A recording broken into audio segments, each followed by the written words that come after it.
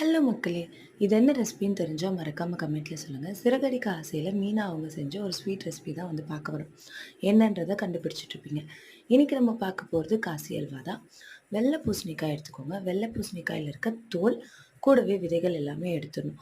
தோல் கொஞ்சம் கூட இருக்கக்கூடாது.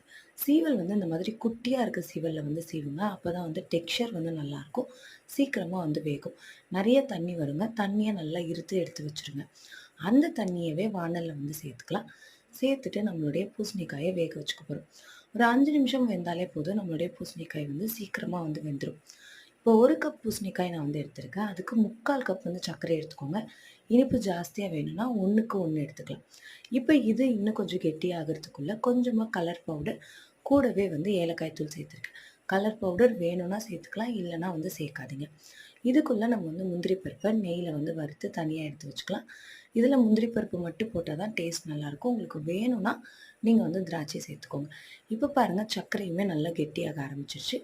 இப்போ ஒரு 2லேருந்து 3 ஸ்பூன் வந்து நெய் வந்து சேர்த்துக்கோங்க. சேர்த்து நல்லா சுருள வந்த உடனே இறக்குனீங்கன்னா, நம்மளுடைய காசி அல்வா ரெடி. கண்டிப்பா ட்ரை பண்ணி பார்த்துட்டு கமெண்ட்ல சொல்லுங்க. Thank you.